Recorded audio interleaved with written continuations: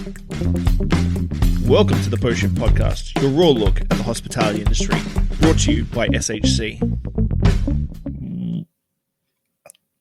What is happening, Post Shifters? Welcome back to another episode of the Post Shift Podcast. Of course, I'm your host, Shawn Soole. I did a seminar for Camosun College, a local college in Victoria here a couple of weeks ago, and of course I recorded it, and I'm trying to record everything that I do now. I'm trying to be very proactive on that. So I've chopped it up into little sections, and you'll see those episodes over the next couple of weeks. I hope you get a little bit of value from them. There's a lot of stuff that we discuss. It's a lot of students who are in the mixology course at Camosun, and that's part of the PDD Advanced Hospitality Management Program. Most of them are going into like hotel management and front desk, that sort of stuff, but there is people that are doing food and beverages, just a section of their course load. So I thought I'd give them some insights. They come to my, one class comes to Clive's once every 6 months or so. And so I thought I'd give them a little bit of context on the industry. So I hope you enjoyed the episode, guys. Thanks as always. Bye. And coming from Australia, there was massive cocktail culture in Australia. Like, Australia was one of the best cocktail scenes in the world.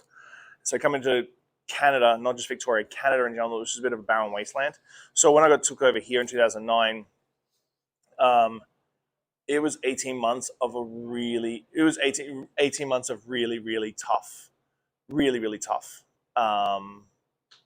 times. As a bartender and as someone who is self-motivated, to keep pushing cocktail culture, it was extremely difficult. There's Saturday nights where I would be the only person on, one chef in the kitchen, just me, no servers, nothing, and I would ring out $120.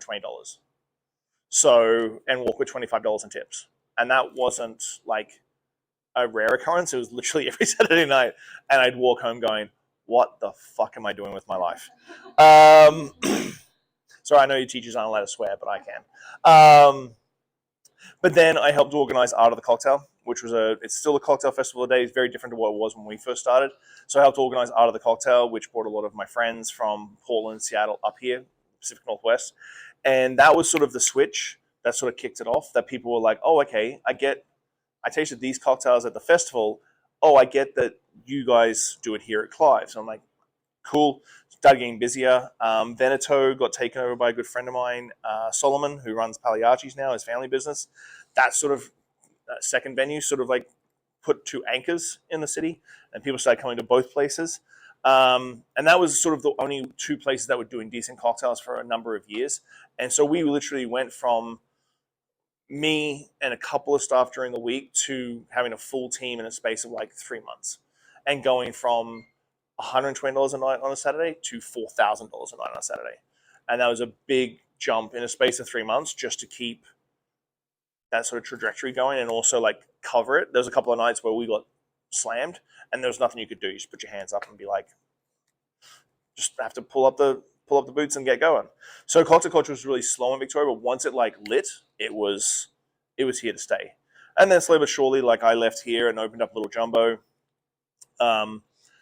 A couple of other places started really doing good cocktails, and then people who were coming to the Drinks Academy stuff were then opening their own venues and pushing their cocktail culture. So it sort of spread like a nice, like, everything. So like, I love it now. Like, if I go to Darcy's, like, don't usually go to Darcy's, but I can go to Darcy's like after a staff party and get a Negroni.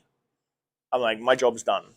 Like, I've done my job well. If I can get a Negroni anywhere, Negroni is my number one favorite cocktail. We have it on tap here. And so if I can go to a place like Darcy's and get a good Negroni, I'm like, we're set in Victoria. So it's now like mainstay in Victoria now. Cocktail culture is a very much a thing. So, but in the early days, like, I try and explain to the youngsters, like, it was tough. Like, Victoria and Canada as a whole was not very forward when it came to cocktails. And then just the stuff you could get. So like, I remember when China hit the market. I remember when you can get maraschino and violette, so you can make aviations. So I remember when those hit the market, and that was like, holy shit, that's awesome. And so we're trying to keep up with what the US is doing, but we couldn't get the product. So it was tough in the early days, but it paid off tenfold. Like, so I was wondering, I'll ask you a question on that. Like, how do you stay motivated during that time when it was just so down and out? And then I was young, naive, and stupid. I thought you would sing through Negroni.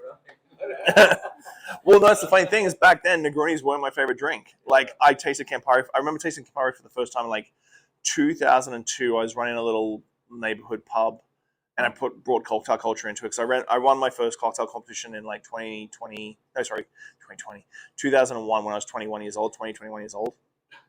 And I remember tasting Campari for the first time. I was like, who the hell would drink this? This is gross. And then started pushing a little bit further. Even when I discovered the Toronto, a friend of mine discovered the Toronto, and I tasted the Toronto for the first time, which is rye whiskey, Fernet Branca, a little sugar syrup, and Angus bitters. I was like, this is still nasty. And I remember that, but now I'm like, I can drink these all day long. I think, to be honest, naivety was a little bit there, because coming from Australia, I knew, because I'd started in the cocktail culture in Australia, like 1998 when I started in the industry, 98, 1999, Australia's cocktail culture wasn't there. So seeing it go over 6-7 years before I left, like, I knew the steps it took and I knew the work it would take. So it was sort of like just redoing it again. So it was like, okay, I know what it took in Australia in those early days to get people on the cocktails and get them on the proper cocktails. I know how to do that again.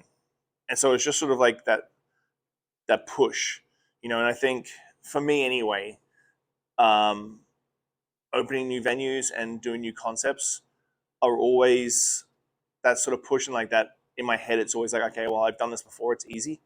And it never does get easier. So when I did Cafe Mexico is a 40-year-old restaurant as of like 2 years from now. So like when we opened, it was like 30 years old. And it used to be Tex-Mex. It used to be hard shell tacos, ground beef, that sort of thing. It was horrible. And it burnt. It had a fire, burnt down. We built it from scratch. And I remember people going, well, why are you... Thanks for listening, Pose Shifters. Well, I hope you enjoyed that episode. I really enjoy sitting down with friends and peers and just chatting about the industry and getting down to the nuts and bolts of what's really going on out there.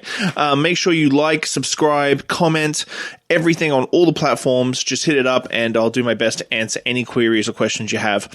I'll see you next week, guys. Bye.